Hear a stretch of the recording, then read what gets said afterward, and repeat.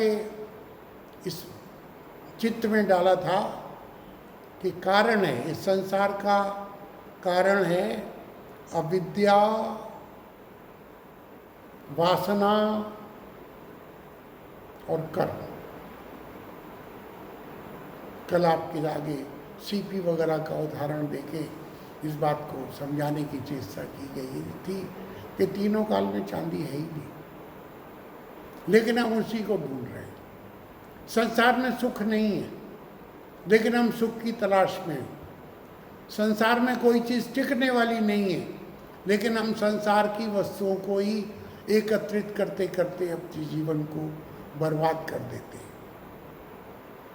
एक बार आपको मैंने ध्यान में डाला था कि अपने मंदिर में लिखवाया था कि विचार करो, ऐसे ही मूर्खों की तरह, अज्ञानियों की तरह क्यों जीवन बर्बाद करते हो? विचार करो, साथ क्या जाएगा? आखिर कुछ शरीर तो यही रह जाता है। जब शरीर रह जाता है तो शरीर का जो ये जितना संबंध है, ये कहाँ जाएंगे? वो भी इसी के साथ यहीं रह जाते हैं। तो फिर जाता क्या है? अगर आप परमात्मा को प्रेम करते हैं, परमात्मा को चाहते हैं, तो फिर उसका नाम जप कीजिए, वो आपके साथ जाएगा। परमात्मा प्रसन्न हो जाएंगे, आपको अपने चरणों में जगह दे देंगे। और अगर जीवन चाहते हैं, अगला जन्म सुख चाहते हैं, अच्छा जीवन चाहते हैं, समृद्ध जीवन चाहते हैं, आगे के लोग आपको सुख देने वाले मिलें, तो फिर दान कीजिए। दान से अगला जन्म सुधरेगा, नाम से परमात्मा प्राप्त हो जाएगा। किसान भी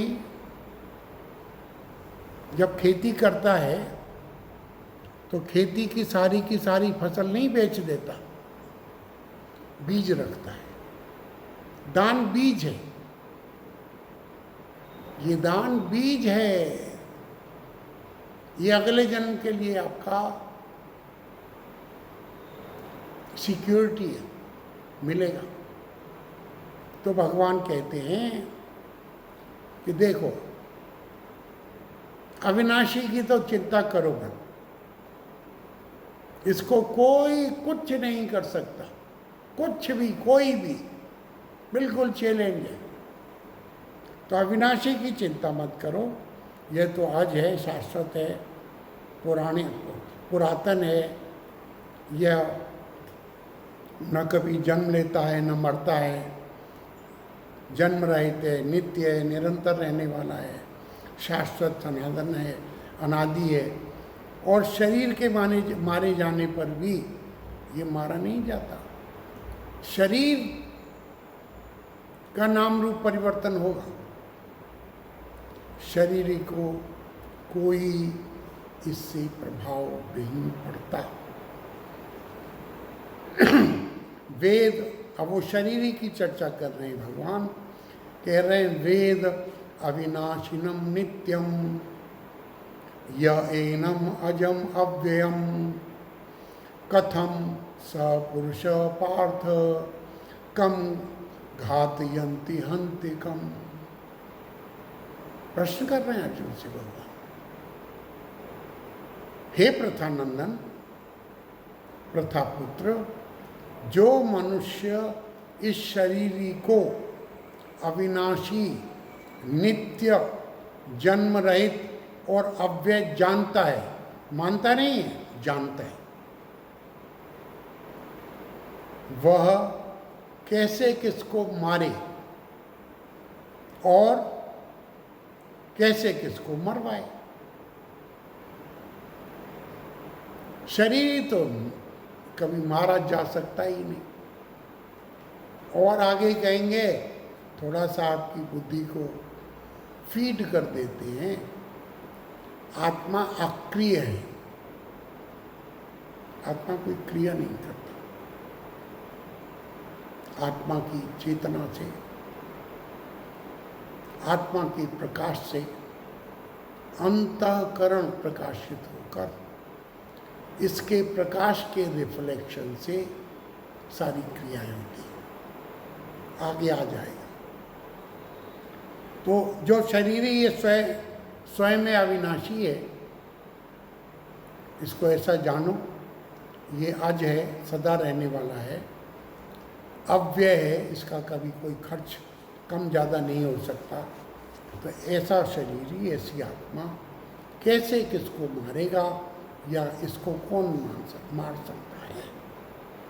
अब भगवान शरीरी की बात कर रहे थे, अब फिर कहते हैं वासांसि जीर्णानि यथा विहाय नवानि गृह्णाति नरोपराणि। ये तो हमारे अनुभव की बात है।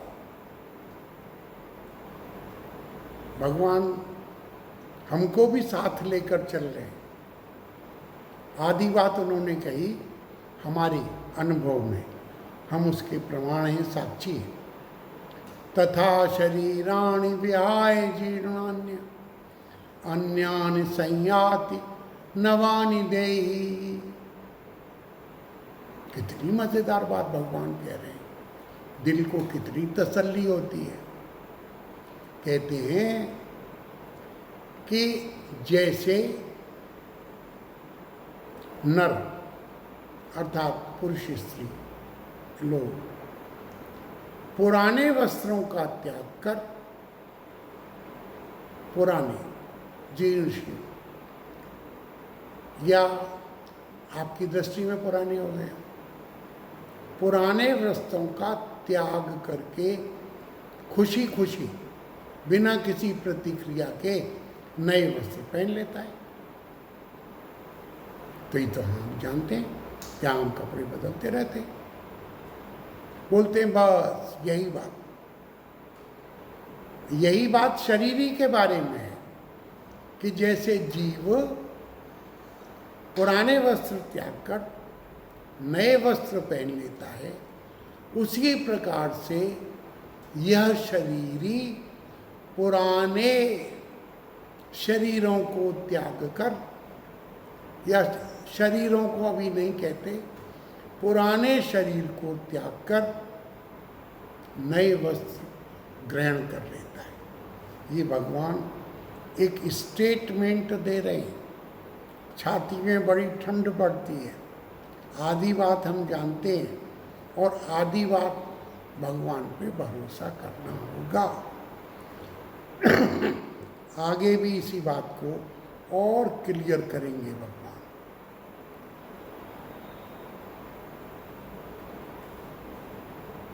इस शरीरी को, इस आत्मा को, आज मैंने आपको एक भजन सुनाया था, सुना होगा आपने। वही श्लोक 23वां श्लोक दूसरे अध्याय का, नैनम छिद्दन्ति शस्त्राणि नैनम दहति पावकः न चैनम क्लेदयन्ति आपो न शोषयति मारुतः।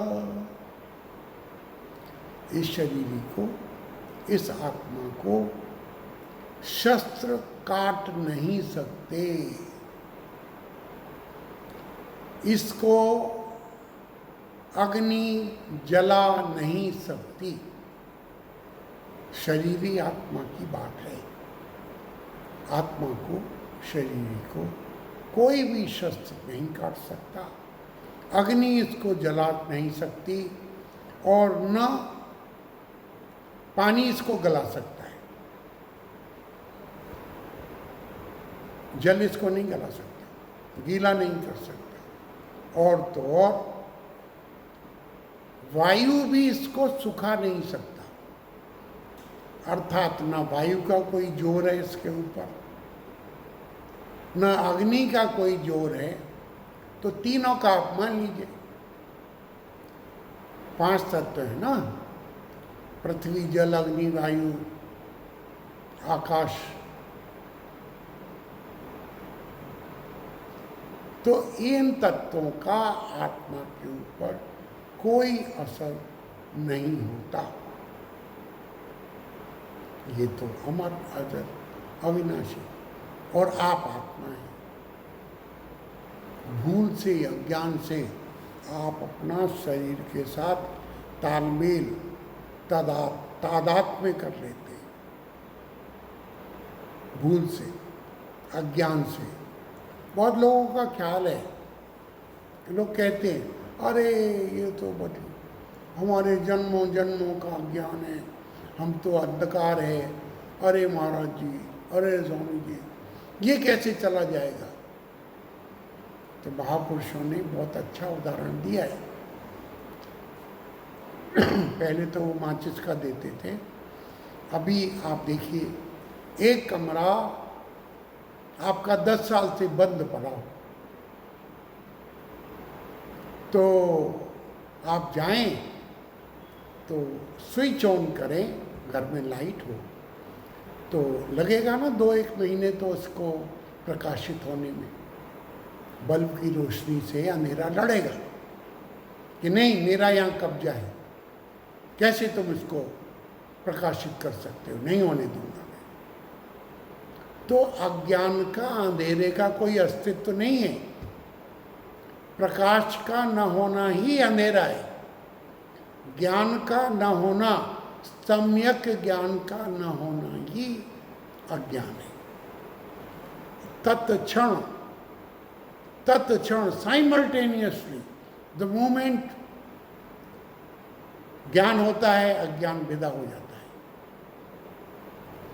जैसे ही प्रकाश हुआ अंधकार गया। इनकी कोई अपनी सत्ता नहीं है, ये बस हमारे दिमाग में ही, हमारे भ्रम में ही है। तो कहते हैं भगवान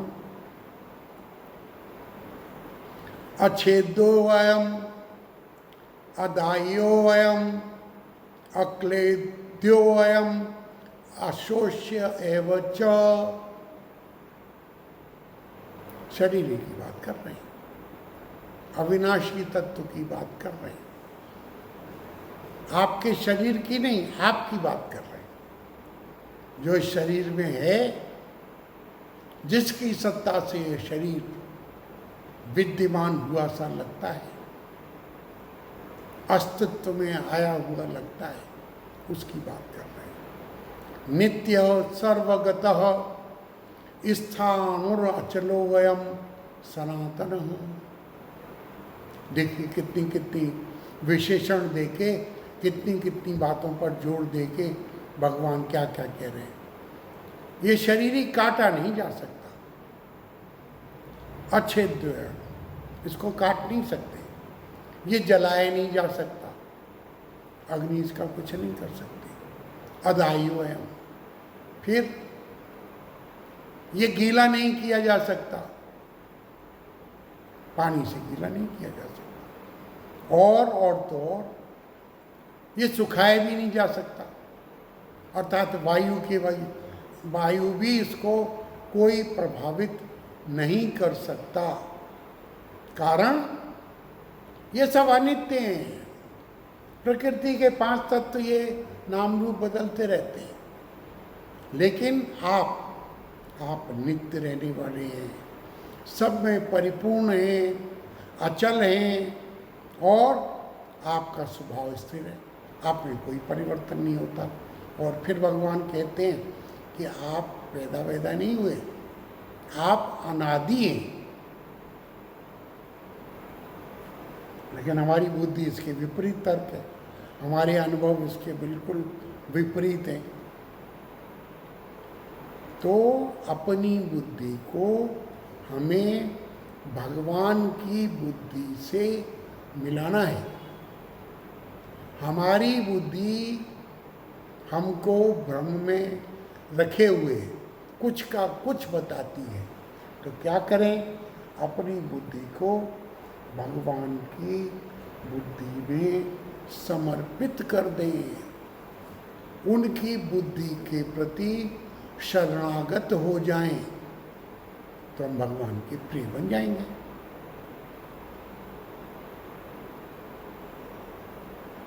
भगवान आगे कहते हैं 25वें श्लोक में, अव्यक्तो अयम अचिंत्यो अयम, देख लीजिए, अविकार्यो अयम उच्यते। भगवान ने कहा अव्यक्तो अयम, अचिंत्यो अयम, अविकार्यो अयम उच्यते, तस्माद एवं विदित्वेनम, तस्माद एवं विदित्यो एनम नानुशोचति मरहसि। अब यहाँ भगवान कह रहे हैं यह देही प्रत्यक्ष नहीं दिखता। दिखता क्या है? शरीर। शरीर ही नहीं दिखता। यह चिंतन का विषय भी नहीं है।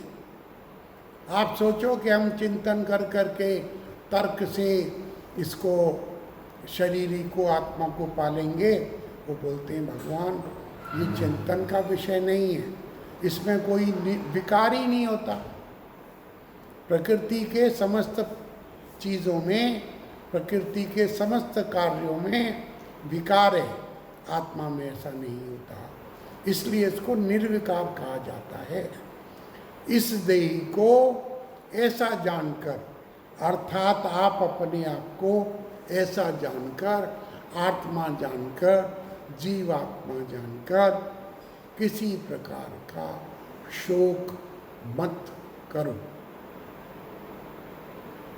चिंतन कीजिए, भगवान की बुद्धि का भरोसा कीजिए, भगवान की वचनों की प्रामाणिकता में अपने आप को, अपने अज्ञान को डुबोइए। इस अहंकार में कुछ नहीं रखा, अहंकार सिर्फ डुबोने वाला है। परमात्मा ही हम सबका भला करते हैं, परमात्मा ही सब कुछ हैं। उन्हीं की वाणी सुनने का हमको सौभाग्य प्राप्त हुआ है। मैं आप सबका आभार प्रकट करता हूँ कि आपने इतनी शांति से भगवान की वाणी को सुना, श्रवण किया। सर्वे भवन्तु सुखिनः, सर्वे सन्तु निरामया, सर्वे भद्राणि पश्यन्तु मां कश्चित् दुःख भाग् भवेत्।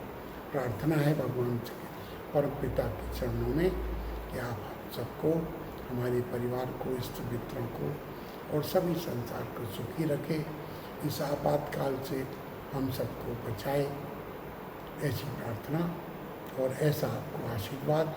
सर्वे भवन्तु सुखिनः, सर्वे सन्तु निरामया, सर्वे भद्राणि पश्यन्तु मां कश्चित् दुःख भाग् भवेत्। ओम शांति शांति शांति।